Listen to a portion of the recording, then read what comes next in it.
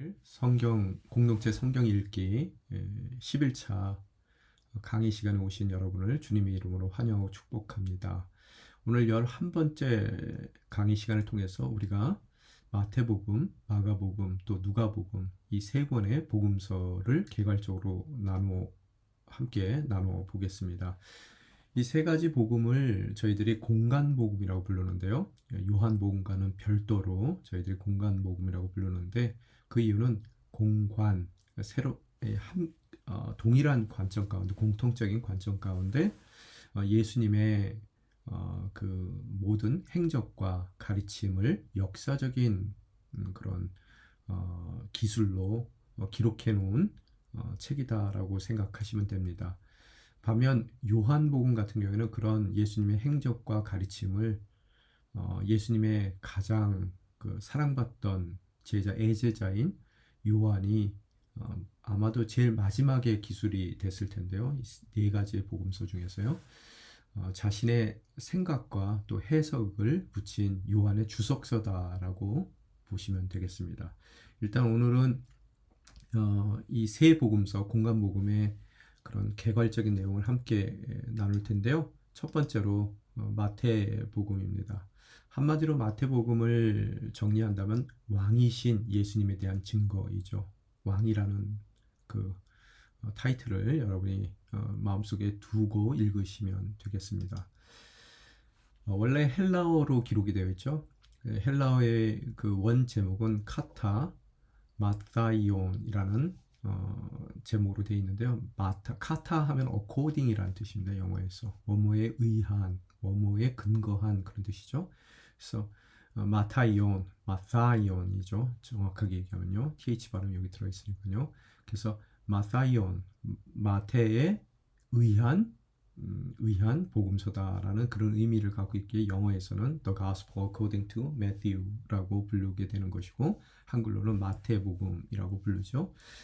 저자는 당연히 마태겠죠. 그죠? 마태는 예수님의 여러분 잘 아시는 바와 같이 예수님의 12제자 중에 하나로서 세리 출신이죠. 그 저술의 연대에는 아마 마가복음이 쓰여진 이후에 즉 AD 60년대 말부터 80년대 경으로 추정이 됩니다. 보통 우리들이 생각하기에 마가복음이 제일 먼저 복음서 가운데 쓰여졌고요. 제일 마지막으로 쓰여진 책이 아마 요한복음이 아닐까라고 생각을 해봅니다. 마태가 쓴 마태복음의 그 독자들인 청중들이죠. 독자들인 마태 공동체가 있을 터인데요. 먼저 말씀드린다면 그들은 아마 유대인 중심적인 공동체였을 거고요. 교회죠. 예수를 믿는 이들이죠. 아마 유대 지역, 특히 예루살렘 지역으로 이렇게 모여 있었던 그런 유대인 중심적인 교회에 예수님에 대해서 더 깊은 설명을 해주기 위해서 12명 제자 중에 하나였던 마태가 기록한 것이다 라고 생각을 하시면 됩니다.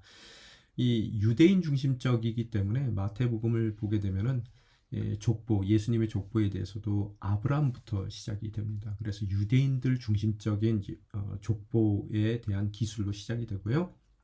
또 유대인에 대한 많은 유대인 전통에 대한 언급이 있는데요. 그 언급이 별도의 설명 없이 이 기술이 됩니다.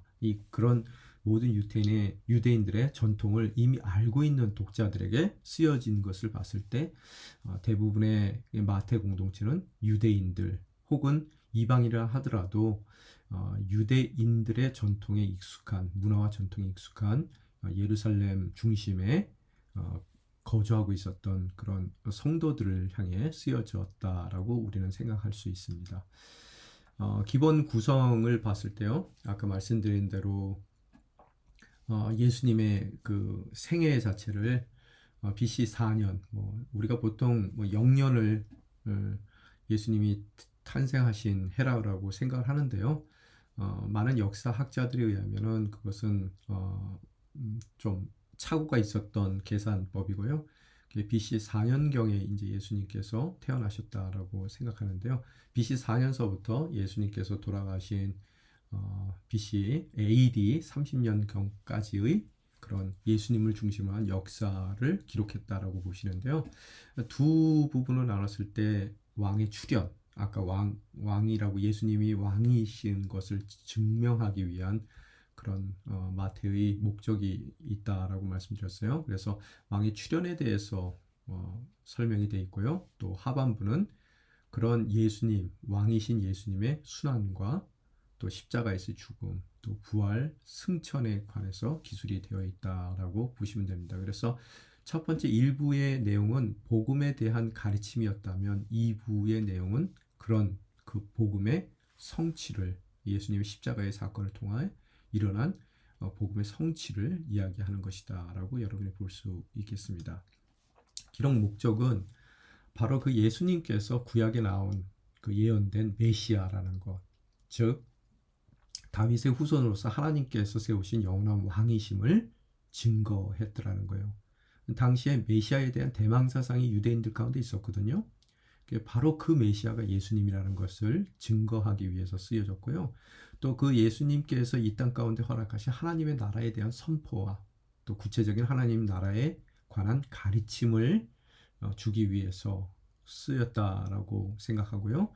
또 유대인들이 그 당시에 다른 유대인들에게 유대교인들에게 박해를 받고 있었어요.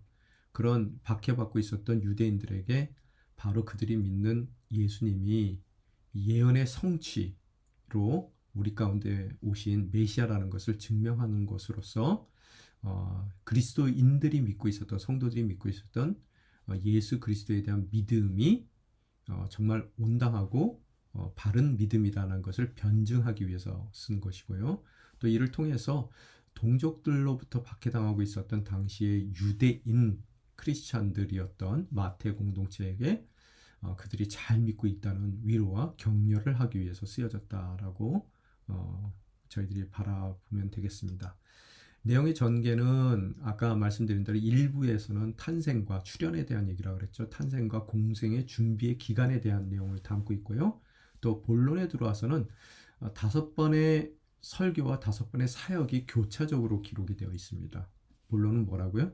5번의 설교와 5번의 사역이 교차적으로 기록이 되어 있고 이후에 결론적인 부분 가운데서 예수님의 십자가와 부활 사건을 기록하고 있습니다. 그래서 크게 둘로 아까 나눈다 그랬는데 첫 번째 파트는 예수님의 출현, 그런 왕이신 예수님의 오심에 대한 이야기였고요. 또 2부에서는 그분의 죽으심을 통해 그분이 선포하셨던 복음의 완성, 성취를 말씀하고 계십니다. 1부에서는 그래서 서론에서는 왕의 강림이라고 그랬고요. 또 5개의 우리가 그 설교와 또 사역이 교차적으로 기록이 되어 있다 그랬죠. 그래서 1부에서는 왕으로서의 예수님의 자기 계시와 선포에 대한 관련된 기사, 행적들이죠. 그죠? 사역들이죠. 그런 행적들이 기록이 되어 있고 또한 그에 걸맞는 예수님의 설교, 특히 하나님 나라에 대한 팔복 설교와 기도에 관해서 설교문이 기록이 되어 있습니다. 2부에서는 이제 제자에 대한 부르심이죠. 또 그 전에 왕으로서의 예수 그리스도의 능력을 표현하는 거고요. 그래서 사역적으로는 각종 이적이 예수님의 능력을 보증해주는 이적들이 기록이 되어 있고요. 또 설교에서는 그렇게 부름받은 그런 제자들의 삶이 어때해야 되는지가 기록이 되어 있습니다. 그런 능력의 주님, 구약 성경의 메시아로 또 왕으로 예언되었던 메시아로서의 주님이심에도 불구하고 세상은 예수님을 받아들이질 못하죠. 그래서 대립에 대한 이야기였고요. 또한 예수님의 길을 예비했던 세례 요한의 질문을 통해서 예수님이 진정 그들이 기다렸던 왕이라는 것 다시 한번 확인해 주는 것이고, 그런 왕으로 오신 예수님에 대해서 그 왕의 날이었던 그런 안식일에 대해서 종교 지도자들과의 논쟁을 기록하고 있고요. 또 진정 하나님 나라에 대해서 가장 잘 알아야 될 이들조차도 하나님의 나라에 대해서 전혀 모르는 그들의 무지를 깨우쳐 주기 위해서 7개의 천국 비유를 또 예수님께서 설교의 말씀을 통해 강화의 말씀을 통해서 선포해 주시는 그런 내용들을 우리들이 살펴봅니다. 사부에 가서는 점점 예수님의 사역이 본격화되고요. 본격화되는 만큼 예수님에 대한 그런 대립적인 구도는 더 명백하게 또렷이 드러납니다. 그래서 예수님의 사역 가운데서 오병이어의 기적이나 변화사의 산상에서의 기적들을 통해서 예수님이 바로 평범한 그런 랍비 이상의 메시아라는 것이 증명이 되는 거고요. 또 특히 그를 따라다녔던 베드로의 고백을 통해서 더 한 번 예수님의 예수님 되심이 확증되는 거고요. 그런 예수님이라는 것이 메시아라는 것이 확증되는 만큼 이 흑백적인 그런 명암이 뚜렷하게 드러나는 것이죠. 그래서 세상은 드러나면 드러날수록 예수님 되심이 드러나면 드러날수록 예수님을 받아들이기보다는 배척하는 그런 명확한 모습들이 더 드러나는 것을 보게 되는 것이고요. 그럼에도 불구하고 이 땅 가운데 예수님에게 긍정적인 반응을 가졌던 천국에 속한 천국 백성으로서의 사는 모습이 무엇인지를 그 교훈을 통해서 또 설교를 통해서 말씀해 주십니다. 그러고 나서 이제 5부의 클라이막스죠. 5부에 가서는 예수님이 이 예루살렘에 입성하시는 모습, 또 입성하신 나귀를 타고 오신 겸손한 왕으로서의 예수님에 대한 논쟁, 그 논쟁을 통해서 예수님께서 장차 겪으실 모든 순환에 대한 예언을 선포해 주시고요. 또 예수님을 죽이기로 그들이 결정하게 된 계기가 된 성전 정화 사건을 기록하고 있고요.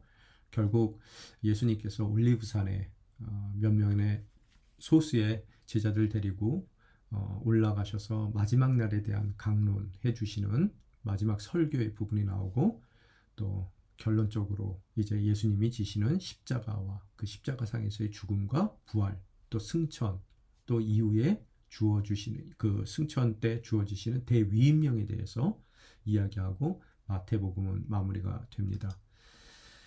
핵심 단어를 봤을 때는 그리스도, 즉 예수 그리스도는 하나님의 아들이시다는 것, 또한 그분께서 십자가의 죽음과 또 이 부활을 통해서 우리에게 구원을 허락해 주셨고, 또 구원받은 우리를 통해 이 땅 가운데 하나님의 나라를 주님께서 확장시켜 나가시고, 그 확장의 임무를 사명을 부여받은 제자들에게 허락하신 대위임령이 바로 오늘 핵심 단어일 줄 믿습니다. 그래서 시몬 베드로의 대답같이럼 주는 그리스도요 살아계신 하나님의 아들이십니다. 그죠? 또 주님께는 뭐가 있다고요? 하늘과 땅의 모든 권세가 주어졌다는 주님 스스로의 자기 증거, 그죠? 또 그런 예수를 주로 영접한 모든 제자들에게 주시는 대위임령, 모든 민족을 제자로 삼고, 또 아버지와 아들과 성령 삼위일체의 이름으로 세례를 주고, 또 주님께서 천국 시민으로서의 살아가는 모든 삶의 기례와 새로운 명령들을 그들에게 가르쳐 지키게 하라는 그런 대위임령이 바로 이 마태복음의 핵심일 것입니다.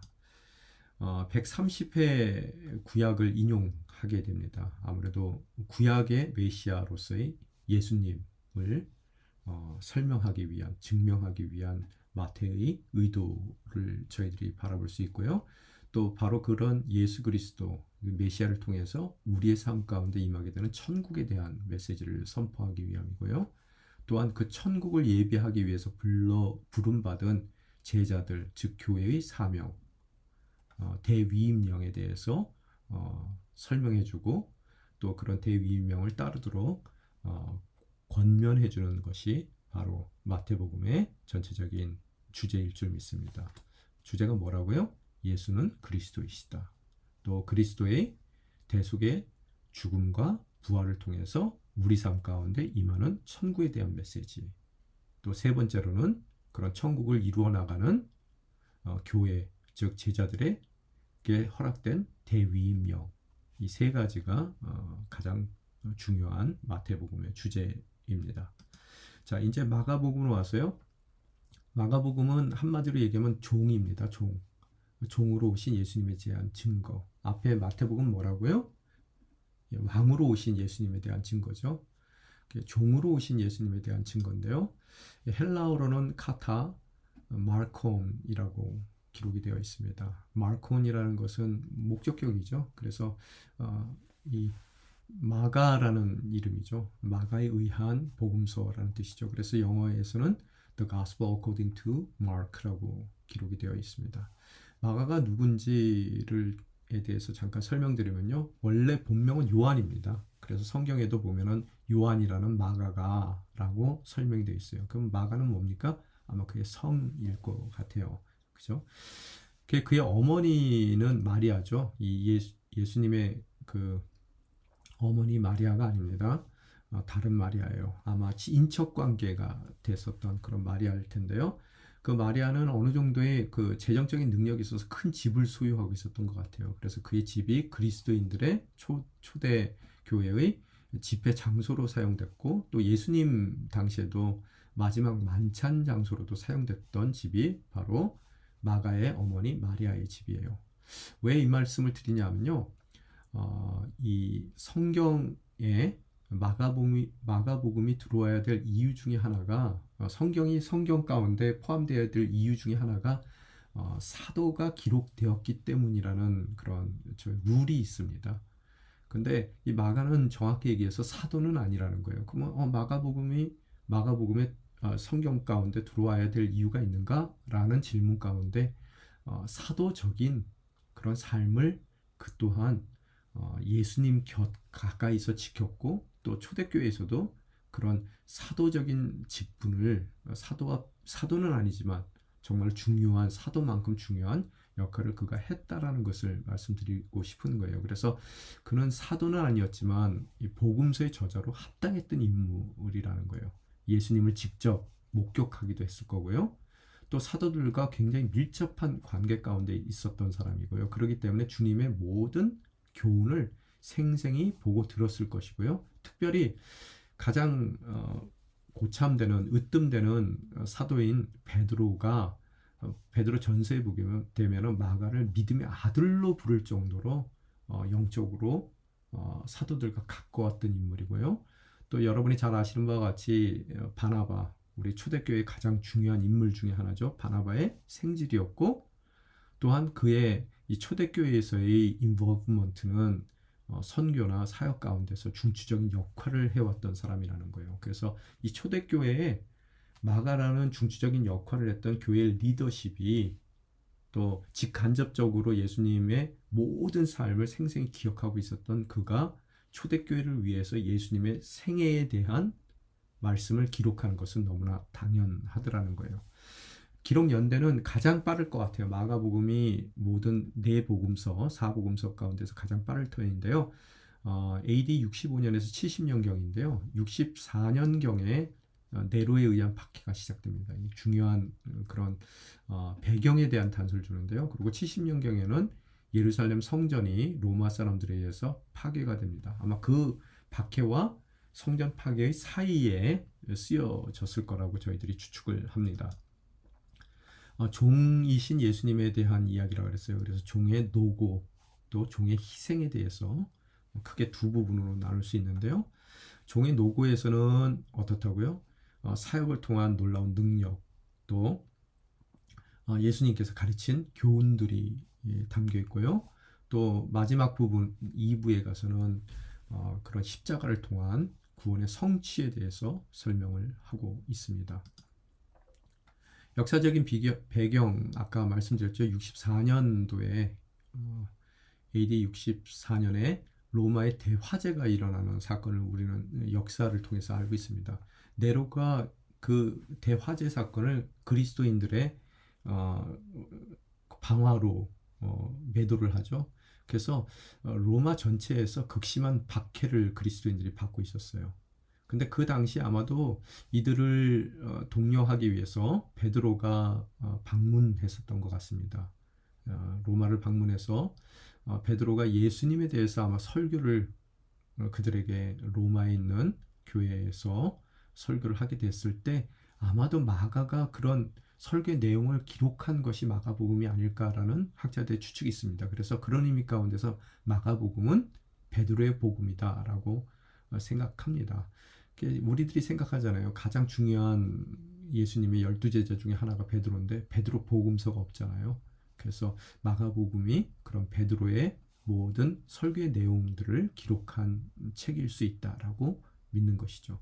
그래서 마가 공동체, 아까 마태 공동체가 있다 그랬죠. 이 마가복음이 읽혀지는 독자, 마가가 의도했던 자기의 글을 읽도록 의도했던 마가 공동체는 그렇듯 로마에 있었던 이방인 중심적인 교회에 쓰여진 책이라는 거예요. 그래서 마태복음과 다르게 이 마가복음서에는 단 한 번밖에 구약이 인용되지 않아요. 구약에 익숙했던 사람들이 독자가 아니라는 거예요. 한 번 딱 마가복음 7장 7절에 있습니다. 또 유대 관습이나 문화에 대한 설명을 하고 있어요. 길게 설명합니다. 더 나아가서 헬라인보다는 로마인이 다수일 것으로 추측해요. 뭐 위치적으로도 로마이지만 이 헬라인들은 보통 사색적이고 관념적이거든요. 그렇지만 로마 사람들은 굉장히 행동적인 사람들인데 액션이 강한 사람들이에요.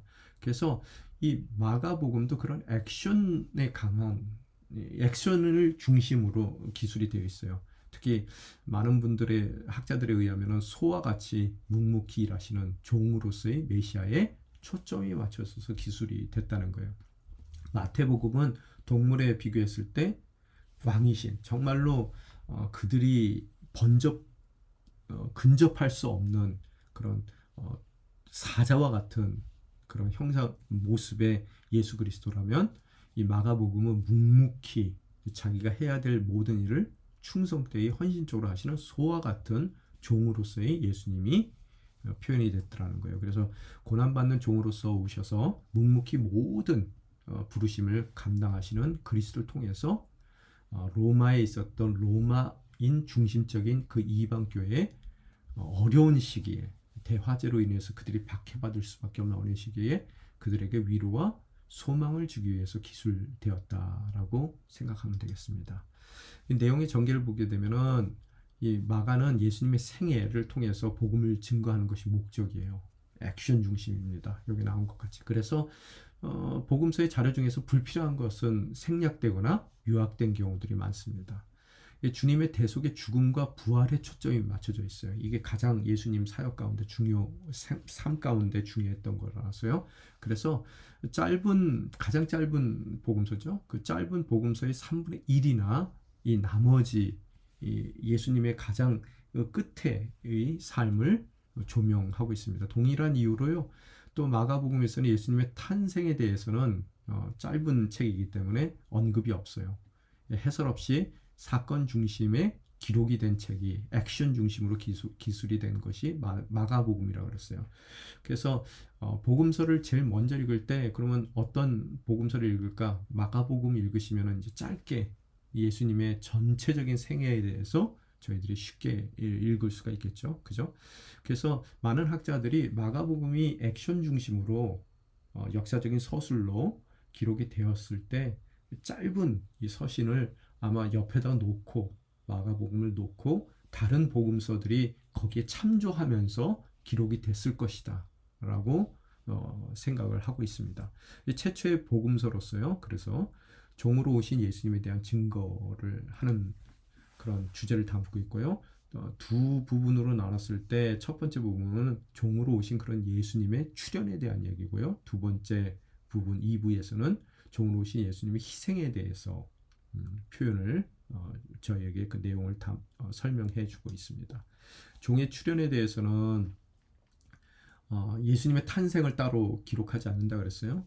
세례 요한에 대한 그 증거 또 세례와 예수님의 세례와 또 일간의 광야에서의 시험을 통해서 예수님의 공생애가 시작됐다는 것을, 공적인 시작을 알리는 것이고요. 또 여러 가지 기적을 통해서 그분이 하늘과 땅의 권세를 가진 분이라는 것을 증명하는 것으로서 종의 출현에 대해서 설명하고요. 또 예수님의 배척에 대해서 이제 두 번째 파트에서 시작이 되는데요. 그 죽음과 예수님의 그 십자가에서의 죽음 이전에 그 사역과 배척에 대해서 특별히 이야기를 하고 있는데, 예수님이 점점 사람들의 이목을 받으면 받을수록 더욱더 그의 능력이 밝히 외부적으로 공적으로 드러나는데, 그 드러나는 그 모든 것이 예수님이 누구시라는 것을 증거해 줌에도 불구하고 특별히 예수님을 가장 알아봐야 될 종교 지도자들에게 배척받는 그런 아이러니한 모습들을 설명을 하고 있습니다.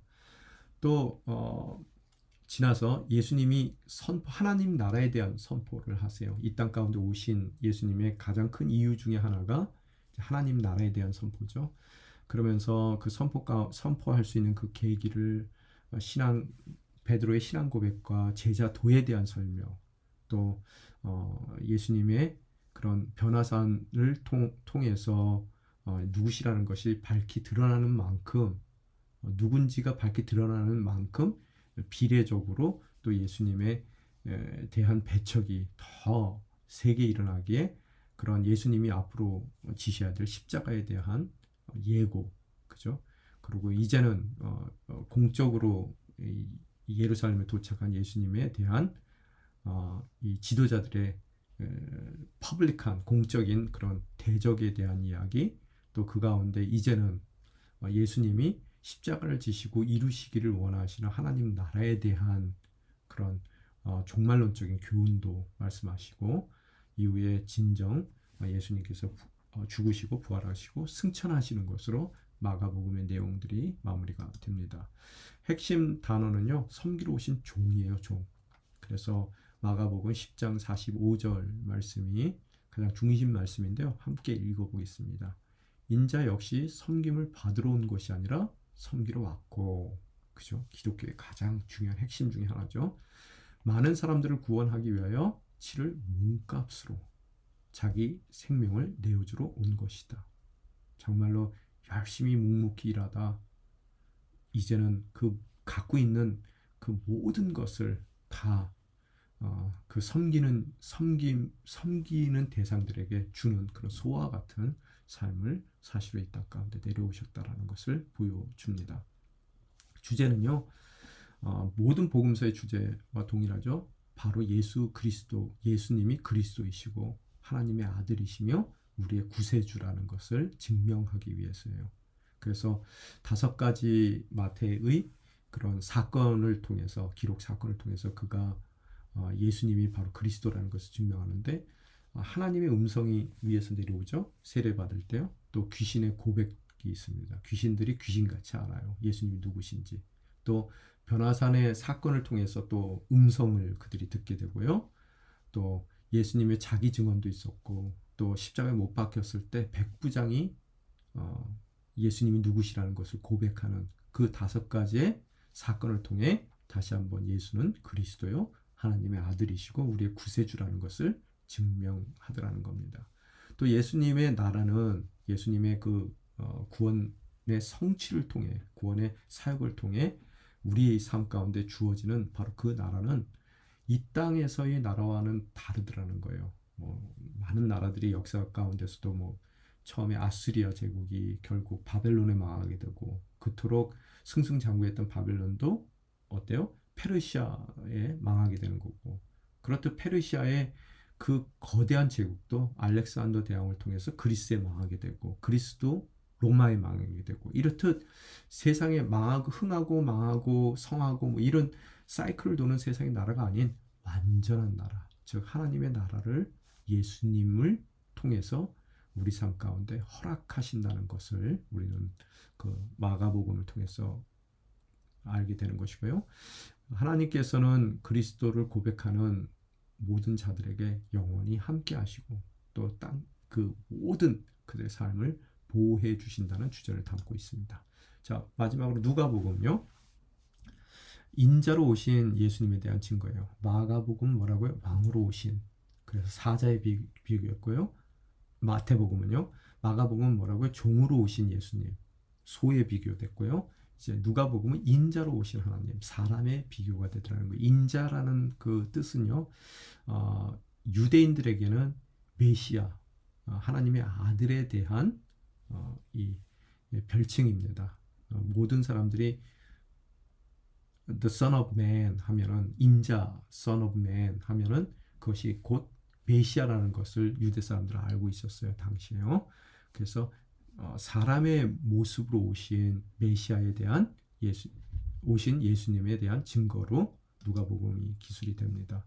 헬라어로는 카타 루칸이라고 그러는데 누가죠.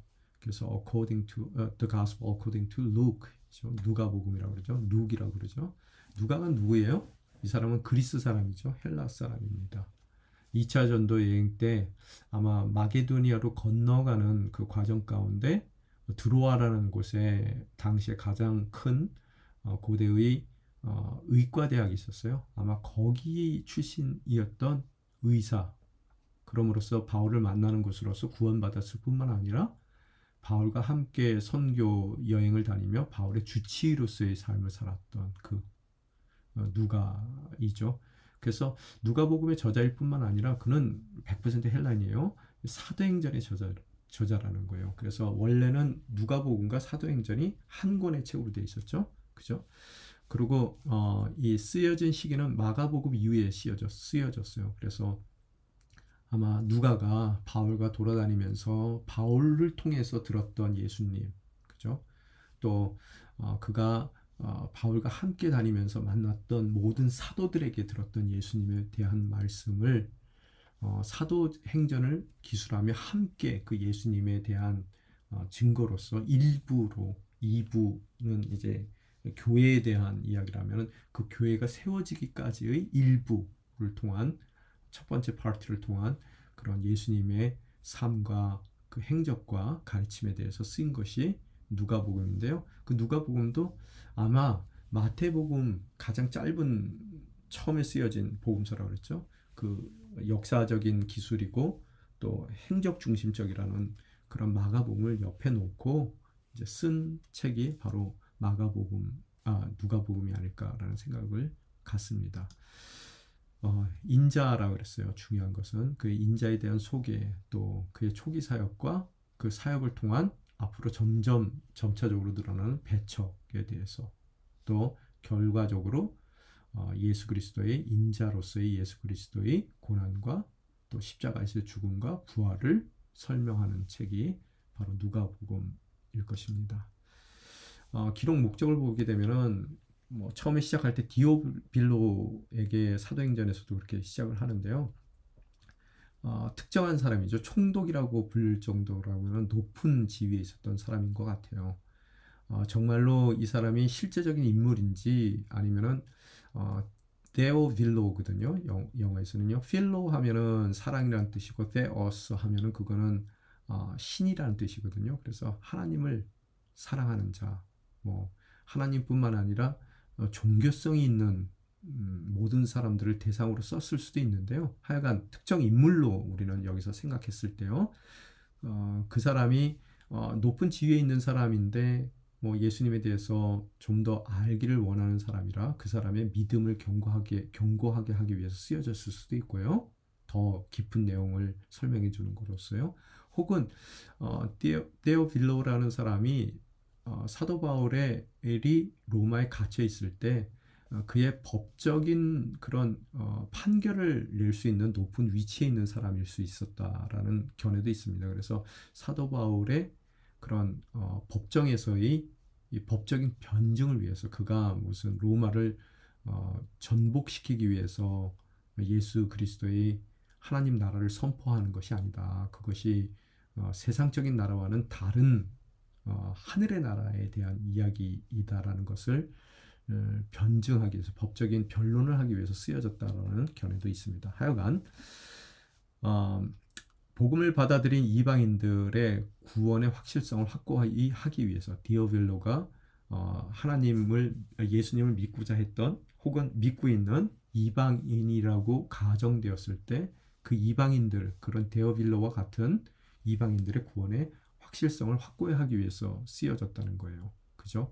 그래서 누가복음은 아까 누가가 헬라 사람이라고 그랬어요. 이방인이죠. 그래서 누가복음의 특징은 유대인들만을 위한 예수가 아닌 모든 백성을 위한 예수님이라는 거죠.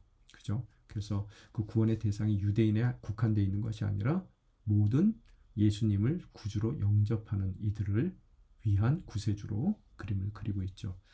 또 만약에 법적인 변증을 위한 것이었다면 역사적인 증거들을 통해서요. 복음의 합법성, 이게 무슨 로마 제국을 전복시키기 위한 것이 아니라는 것을 입증하기 위해서 기록이 됐을 수 있고요.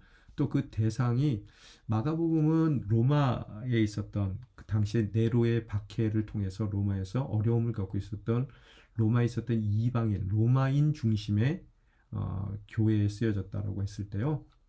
또 마태복음은 예루살렘 중심으로 유대인이 대부분을 차지하고 있었던 유대 교회에 쓰여진 것이라면 아마 누가복음은 헬라인들, 그가 뭐 누가 자체가 헬라 사람이니까요. 또 헬라인들에게 복음을 증거했던 사도 바울의 그런 사역과 연장선상 가운데에서 헬라인들을 대상으로 기록이 되었다라고 생각하시면 됩니다.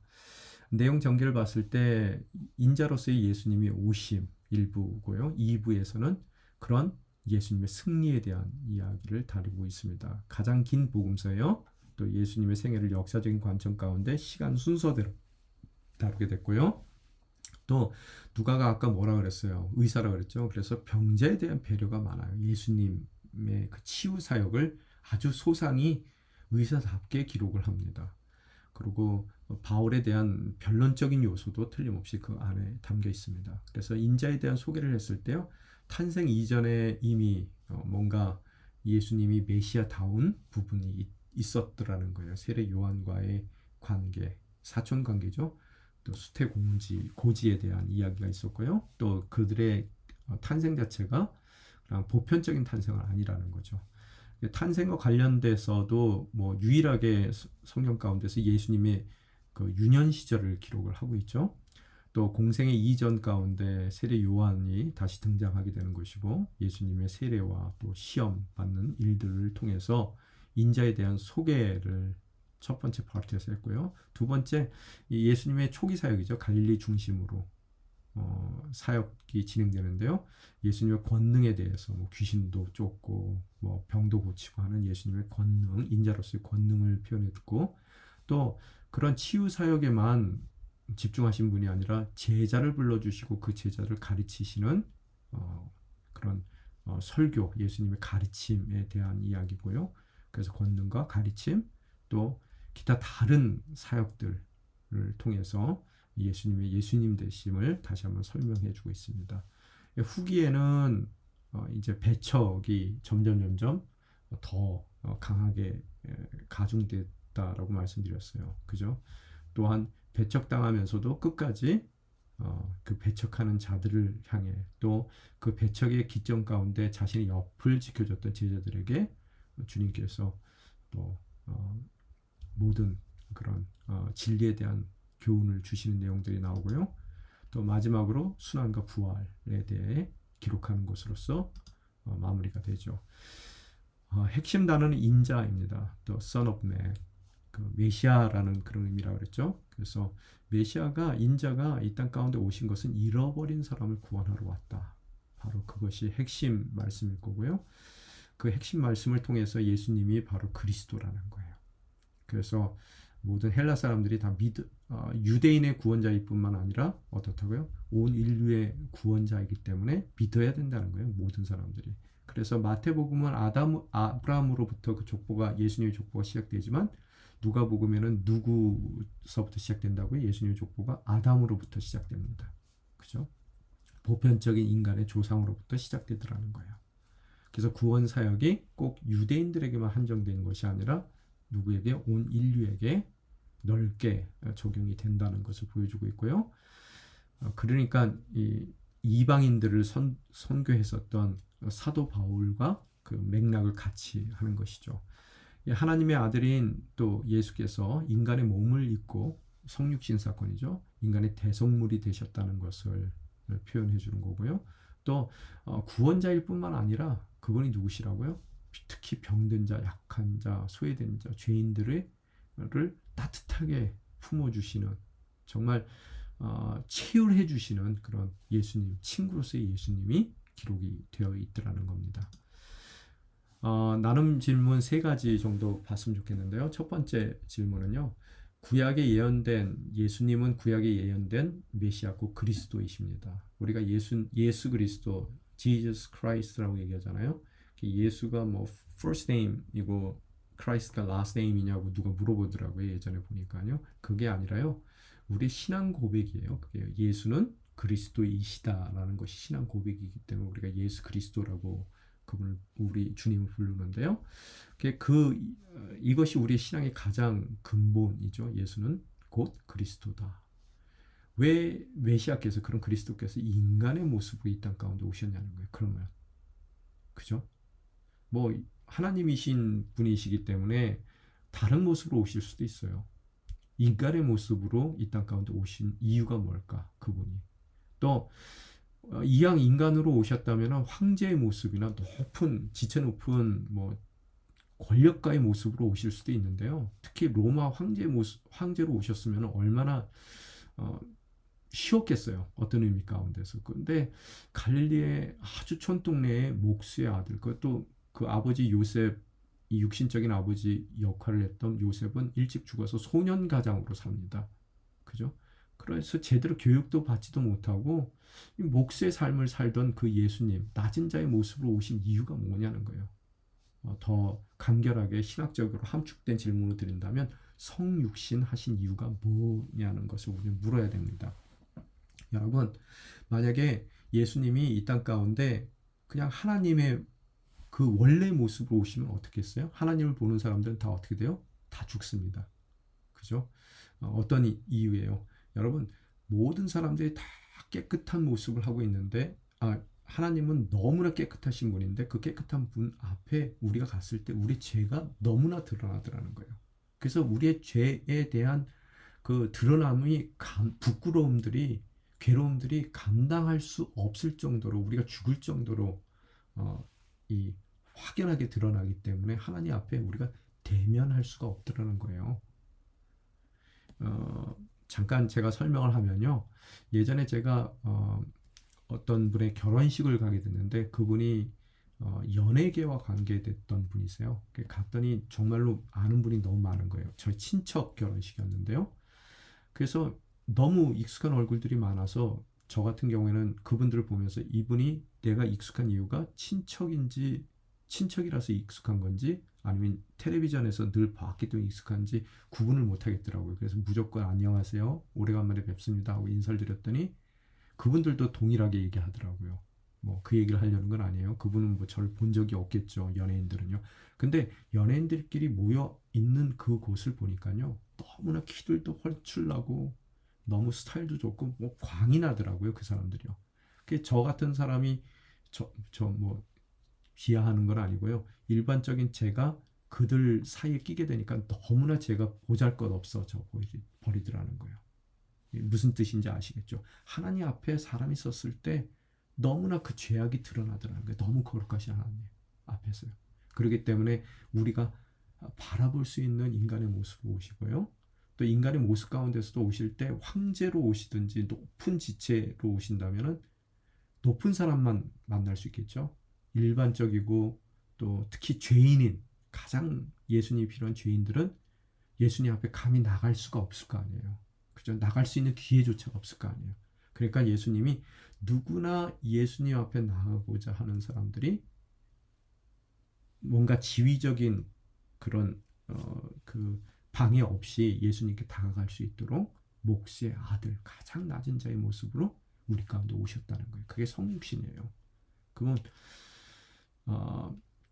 이 이야기를 통해서요. 얼마나 우리를 사랑하기 때문에 그 낮은 자의 모습으로 오시냐는 거예요. 그리고 성경도 여러분 보통 우리가 생각하기에 성경이 굉장히 고급스러운 그런 언어로 쓰여졌을 거라고 생각하죠. 성경이 쓰여진 그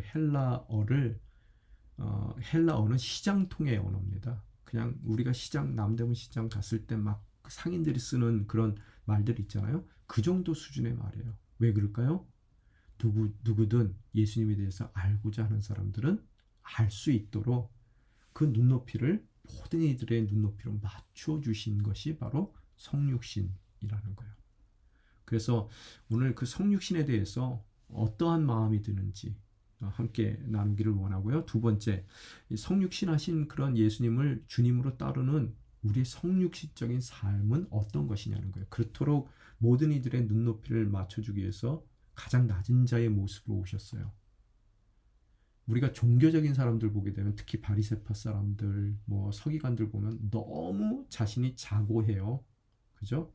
그래서 그들만 그런 종교적인 그런 거룩함을 추구할 수 있지만 세리나 창기나 기타 일반 사람들은 그런 거룩함에 근처에 가지도 못합니다. 그죠? 오늘 성육신적인 삶이라는 것은 뭐냐면요. 모든 이들의 눈높이에 맞추는 거예요. 우리 또한. 그죠? 그래서 제자도라는 것은요. 정말 시장의 언어로 예수님에 대한 커뮤니케이션을 하는 거고요. 또 누구든지 나에게 다가올 수 있도록 나의 삶을 가장 낮은 곳에 예수님과 함께 오픈시켜 놓는 거예요. 그래서 누구든지 나를 통해 예수님을 알고 싶은 사람이 다가왔을 때 그들이 알아들을 수 있는 언어로 소통할 수 있도록 나의 삶을 낮은 곳에 예수님의 복음을 증거하시기 위해서, 예수님을 소개하기 위해서 낮은 자의 그런 삶 가운데 머물러 있는 것이, 또 체휼하는 그런 자리 가운데 나의 삶을 일부러 이렇게 오픈시켜 놓는 것이 성육신적인 삶일 줄 믿습니다. 그게 제자도예요. 자, 오늘 우리는 어떻게 살고 있습니까? 우리의 종교적인 개토화된 그런 틀에 갇혀서 우리 수준이 아니면은 감히 우리에게 다가오지 못하도록 그런 삶을 살고 있습니까? 그게 경제적인 수준, 교육적인 수준, 사회적인 수준에 맞춰서 우리가 꼭 만나야 될 사람들을 정해놓고 그들 아니면 그보다 더 낮은 위치에 있는 사람들은 감히 다가오지 못하도록 내 삶을 행여 개토화시키는 바리새인과 또 같이 내 삶을 비교했을 때 남들의 삶을 나와 비교했을 때 그들의 삶은 너무나 거룩하지 못한 삶을 살기에 그들을 손가락질하고 오히려 그들의 눈높이에 맞춰주며 그들이 만나고자 하는 예수님을 만날 수 있는 매개체적인 역할을 내가 해줘야 됨에도 불구하고 그러지 못한 삶을 행여 살고 있었느냐는 거예요. 그 부분에 대해서 함께 그런 경험에 대해서 나누기를 원합니다. 세 번째는 주님의 십자가를 통해서 우리의 삶이 회복되죠. 그죠? 정확히 표현하자면 완전히 회복되는 것은 우리가 아직 완전히 회복된 거 아니죠. 회복이 시작됐을 뿐이에요. 완전한 회복은 주님의 재림의 날에 완성이 됩니다. 부활한 날 완성이 돼요. 오늘 그런 의미 가운데서 우리의 삶은 이미 ready라고 제가 썼어요. 영어에서 ready와 아직 not yet의 사이를 살고 있어요. 그죠? 아직 이미 회복은 시작됐지만 아직까지 완성이 되지 않은 완성될 회복의 사이를 살고 있단 말이에요. ready와 not yet에. 이 신학적으로 표현하면은 성화의 과정이라고 그래요. sanctification. 우리가 성화의 과정을 살고 있다고 표현하는데요. 내 삶에는 아직 그래서 완성되지 않은 부분들이 많아요. 교회에 문제 많다 그러죠? 문제 많은 곳이 교회예요. 그죠? 교회는 쉽게 얘기하면 무슨 소리냐면요. 용서받은 죄인들의 모임이에요. 그 죄인들의 모임이기 때문에 용서는 받았지만 아직도 죄인의 모습을 갖고 있기 때문에 문제가 많을 수밖에 없는 게 교회예요. 그죠? 그런 이 아직 완성되지 나의 삶 가운데 sanctification의 과정 가운데 있기에 아직은 완성되지 않은 나의 삶이에요. 그런 나의 삶이 예수를 통해 점진적으로 회복되어 가는 삶의 부분이 있으시냐는 거예요. 이런 점진적인 회복이 늘 우리 삶 가운데 있어야 된다는 거예요. 어제보다는 오늘이 좀 더 회복된 삶이에요. 내일은 오늘보다 더 회복된 점진적으로 점차 회복되는 삶을 살고 있는 것이 살아야 되는 것이 바로 제자의 삶인데요. 그런 회복되는 삶의 부분이 나에게 있는지 또 구체적으로 회복된 부분을 나눴으면 좋겠고요. 또한 앞으로 허락될 완전한 회복을 우리는 바라볼 수 있어요. 그런 완전한 회복이 되는 마지막 날 나에게 허락될 완전한 회복은 무엇인지 내가 기대하는 것은 무엇인지 쉽게 얘기하면 종말론적인 나의 소망이 무엇인지를 함께 나누길 원하고요. 또 오늘 내 삶 가운데 이렇듯 죄인으로서 용서받은 죄인으로서 부족한 상태 가운데 내가 부족함을 느끼고 주님 앞에 더욱 자고하는 마음이 아니라 교만한 마음이 아니라 바리새인과 종교 지도자와는 다르게 겸손한 모습으로 나아갔던 경험이 있는지 그 겸손한 나를 또 높이 들어주시는 또 자녀로서의 온전한 삶을 살도록 나에게 베풀어 주신 은혜에 대한 경험을 함께 나누기를 원합니다. 3가지 질문 드렸습니다. 함께 기도하고 이 시간 마치겠습니다. 아버지 하나님 감사합니다. 모든 것이 주님의 은혜입니다. 복음서를 통해 더욱더 주님을 깊이 알아가고 그 주님께서 우리 삶 가운데 베풀어 주신 성육식적인 삶의 이유가 무엇인지 또 우리가 제자로서 당연히 성육식적인 삶을 살아야 되는데 구체적으로 어떻게 살아야 될지 또한 우리 인생 가운데 그런 성화의 과정 가운데 주님께서 허락하신 우리가 당연히 갖춰야 될 겸손한 모습 또 그 겸손 가운데 허락하신 주님의 은혜가 무엇인지를 밝게 깨달으며 날마다 매일의 삶 가운데 어제보다 오늘이 더 회복되고 더 주님의 자녀다운 모습을 가졌는지 또 내일은 어떠한 회복된 모습을 주님께서 내 인생 가운데 허락하실지를 기대감으로 살아갈 수 있는 복된 믿음의 자녀들 될 수 있게 도와주시옵소서. 이 모든 말씀 우리 주 예수 그리스도 이름으로 기도드리옵나이다. 아멘.